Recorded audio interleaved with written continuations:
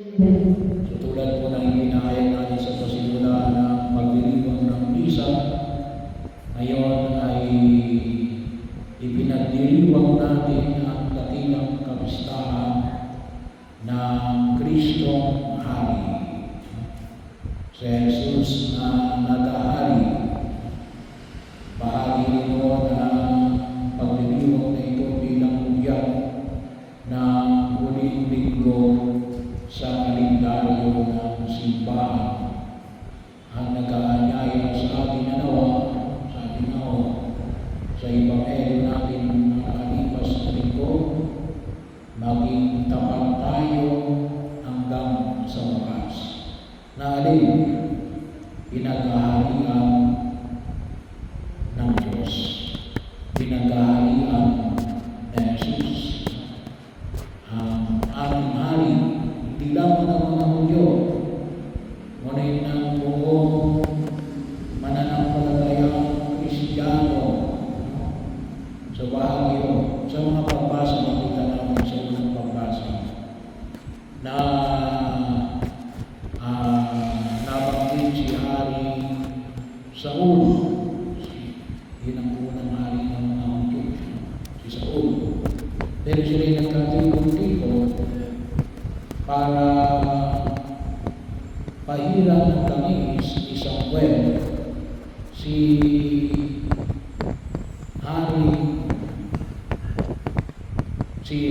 David, na naging haring David. So yun ay sa pamagitan ng pagkapahin ng langis na ikaw ay maging hari na alin, mangangalaga sa kanyang sambayanan.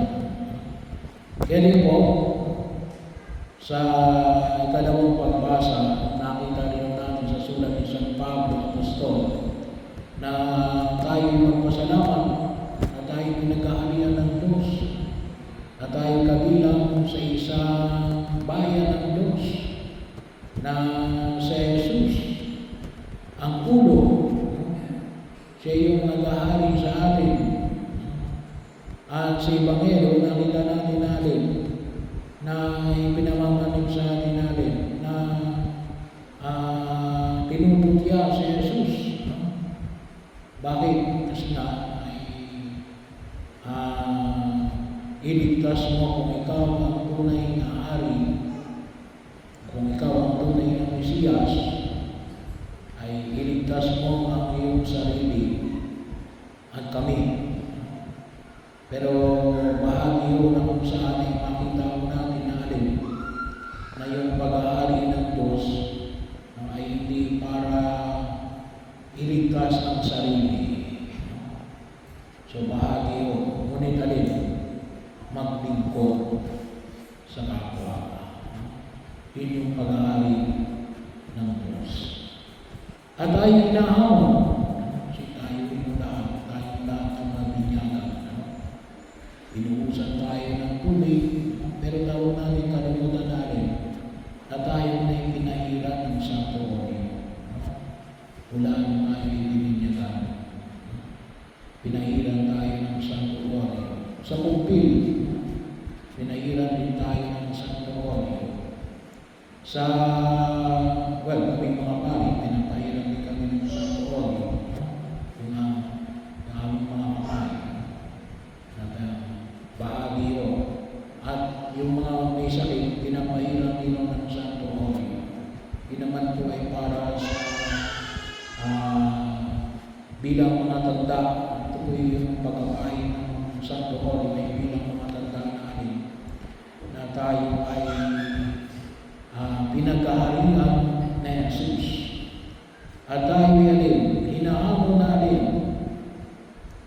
na mga lata na maging kabahagi sa kanyang pag-ahari.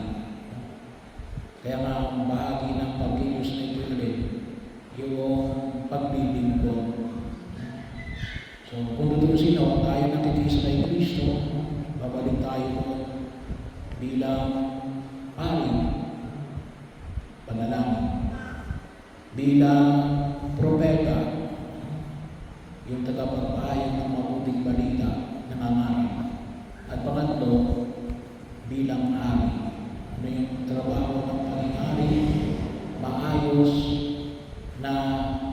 pangangalaga. So, paglilingkod,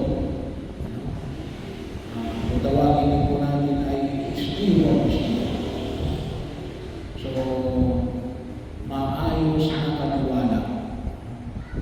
At isa rin ang paanyaya na pinapahayag ng Bumika, lalo na ngayong bahagi ng ating pagtugon, lalo na ngayon, yung usapin na muli ng katarungan at na korupsyon, maliwanag ang ibinigay sa atin sa Ebanghelyo na inaalin na kaakibat ng maayos na pangangalaga ay alin? Yung katarungan. Napakahalaga yung katarungan. Hindi pwede mo walang katarungan. At paanyaya na alin na mga may utang ay magbayad kayo. Magbayad kayo ng utang. Kasi sa bahagi yun, kapag sa maayos ang mga alaga, ay inilalagay natin yung dapat na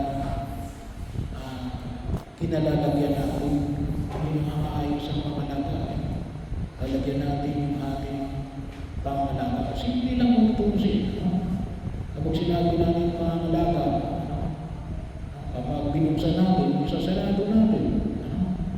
Maging yan ang may pintuan, ilaw, bahagi po, maliliit na bagay. Pero kung minsan nakakalimutan natin. Kaya po kung minsan, yung hanggang ngayon, lalo-lalo ang panyaya ng simbahan, sa usapin na paglaban natin sa anumang uri ng korupsyon at sa usapin na paglaban natin sa padrino system. Ano ba yung padrino system? Hindi na balik wala kang alam. Basta may kilala ka. Kung kilala mo yung may-ari ng kumpanya, kahit na ikaw ay bobo, okay lang. May trabaho ka.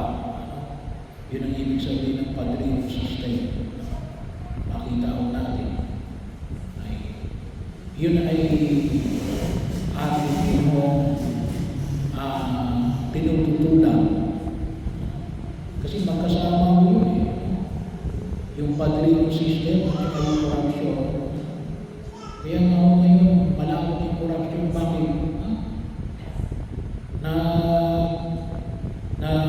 ang bawat isa na involved sa korupsyon ay alin? Pagtatakpan ako niyan, kahit mali yung ginagawa ko. Ngayon lang lamang,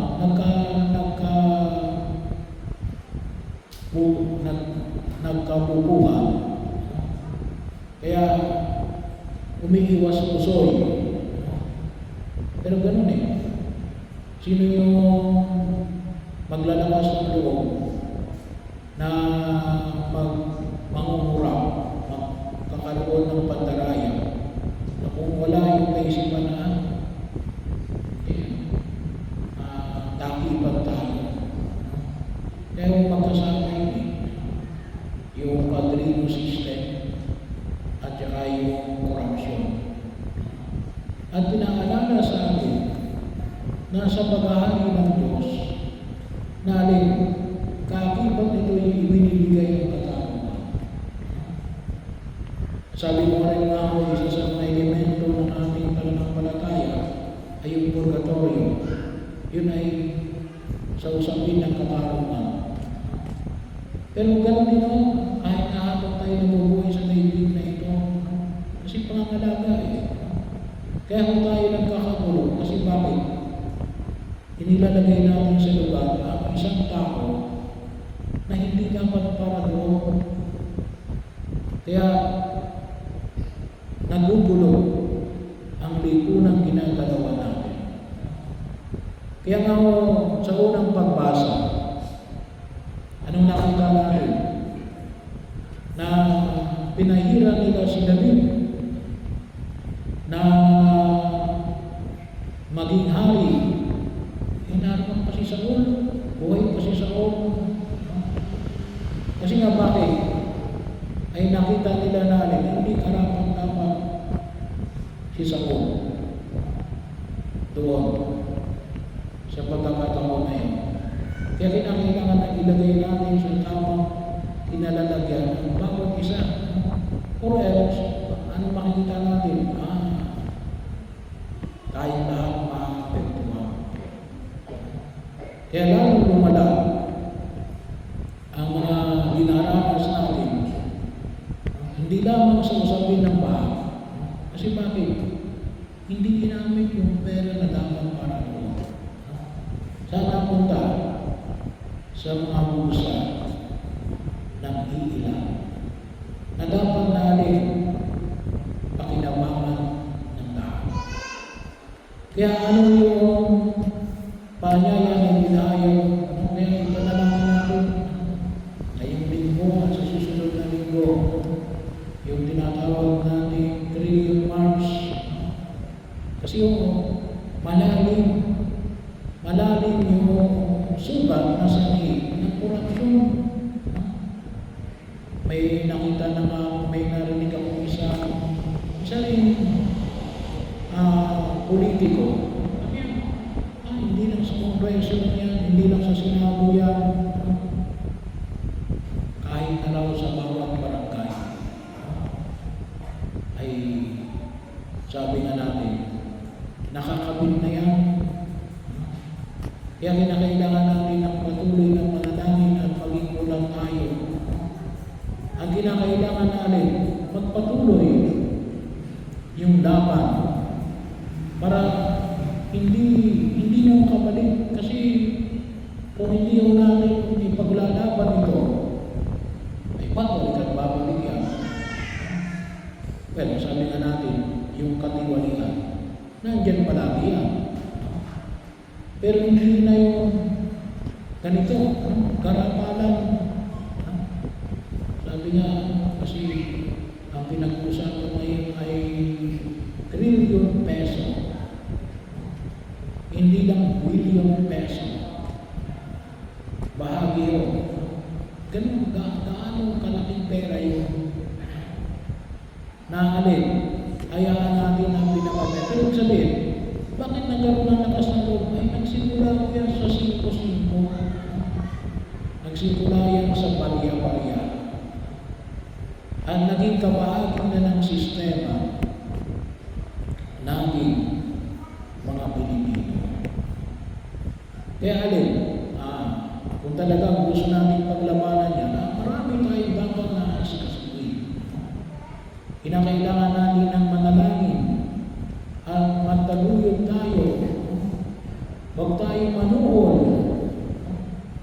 Kung sabihin naman natin ay hindi naman ako padre mo, kontraktor, hindi naman ako yung kongresista, hindi naman ako yung mayor, hindi naman ako yung barangay captain. Pero baka mamaya nakikita mo sa harapan mo na may nagkakaroon ng kurasyon. Kahit na mismo, baka tayo mismo mali.